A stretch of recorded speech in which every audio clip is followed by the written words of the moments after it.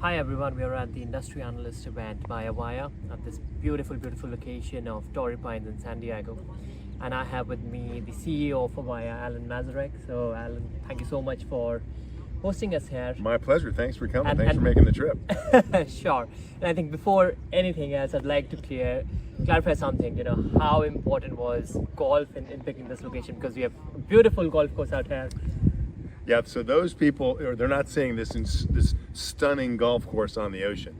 But everyone should know that I don't play golf. So I didn't pick it. But it's a waste for me because it's stunning, but I'm a terrible golfer. No, beautiful location. Yeah. Right. Now let's get to the agenda. I think lots of information and insights that we shared today. And I'm just curious to understand, right? One of the things that you've been saying is innovation without disruption. Now, if I look at the CX market, right, innovation is a key priority for enterprises, right? We have so many changes that we've seen in the last 12, 18 months, and I think everybody wants to get on that innovation bandwagon. So I'd be curious to understand, when you say innovation without disruption, how does it align with those kind of enterprise priorities that they have right now? So all enterprises in our categories, or every enterprise software category, is looking to modernize, looking to innovate, seeking better outcomes. Typically, in our industry and the broader CX industry, it's sort of been viewed that the only way to get to that innovation, which may be digital channels to augment voice, AI has huge benefit in our segment, but the only way to get there is to rip out all the existing, typically, voice plumbing. And our view about innovation without disruption says that makes no sense. Most contact centers, as an example, are still majority voice, and they want the digital side to increase. But let's say they're 80% voice and 20% digital, and AI is going to have great implications there. Why do you want to rip out the 80 to get to the 20? We simply say, innovate, get to the 20, and we have a whole raft of really terrific AI utilities which have huge impact in our market, all the requisite digital channels, but you leave the 80 intact. And so then over a period of time, it's not just the feature set in our products, which are very, very mature, but it's also how they've been integrated into the environment. They're tied into your workflows, they're at a very deep infrastructural layer.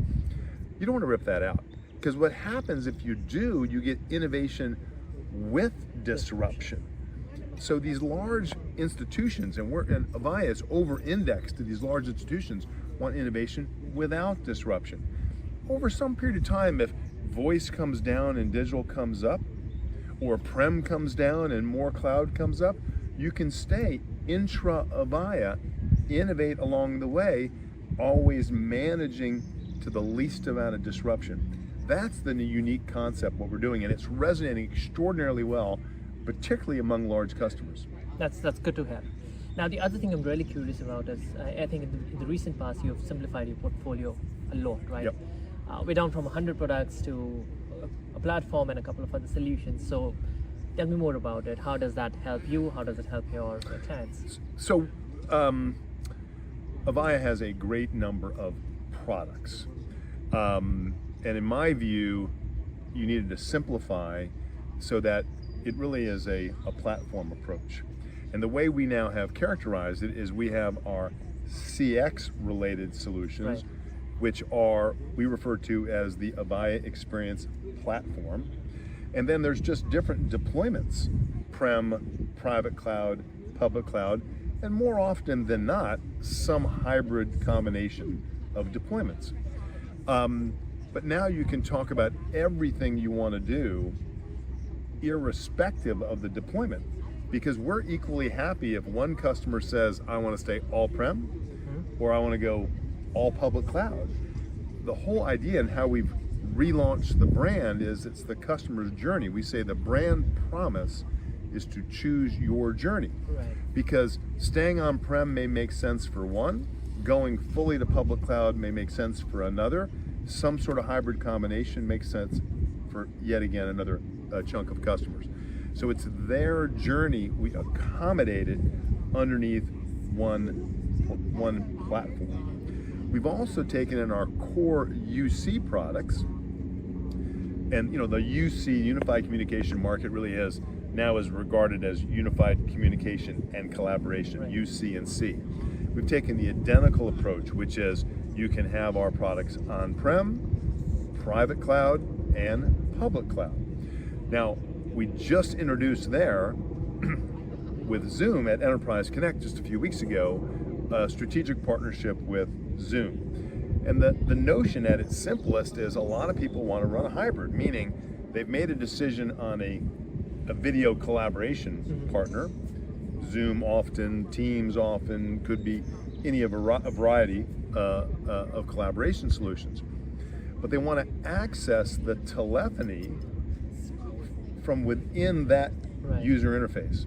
So it is a blend, it's a hybrid again. So you've got a cloud-delivered collaboration solution speaking to the prem-delivered telephony. And again, it's innovation without disruption. You don't have to rip out that heavily featured solution from Avaya. That's been bespoked into the environment for a long period of time. But now you have a common UI, a cloud UI, and quite frankly, it is less expensive to do it this way with us than ripping it all out, exposing yourself to the disruption, and going and buying a standalone UCaaS solution. So giving the option while keeping it simple, I think that would be mantra. Now, no conversation these days is complete without generative AI. So that's going to be my next question. But tell us more about how you're improvising around Gen AI, and what is it that you have in store around generative AI for the clients. So AI has enormous implications in our industry. And by the way, has for many years, even before it was generative AI, but we've been using natural language understanding and transcription engines for a very long period of time.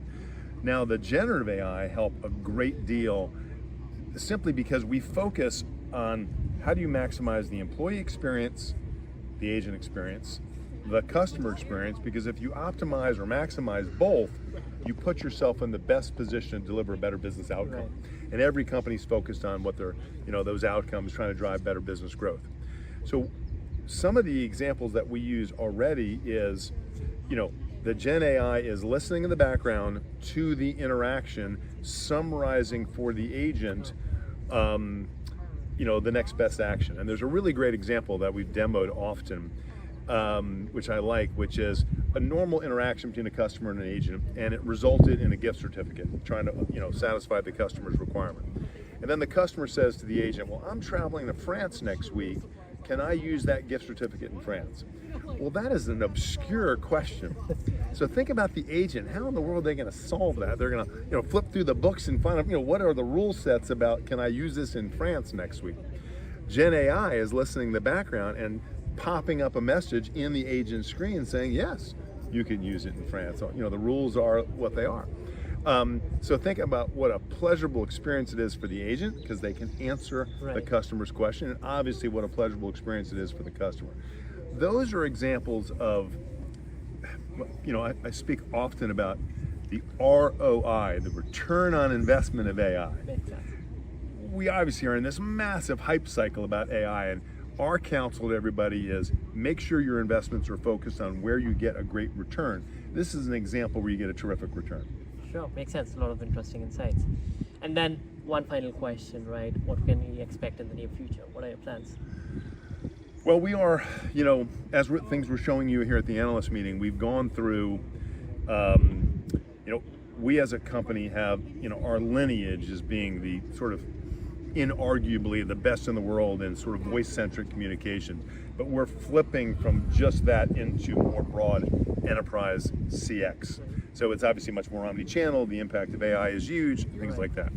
In order for us to get there, we've gone through, in the course of my tenure, which is about a little less than 2 years, a big financial transformation. We've reset our strategic side, so a strategic transformation, and now it's a great deal of operational transformation.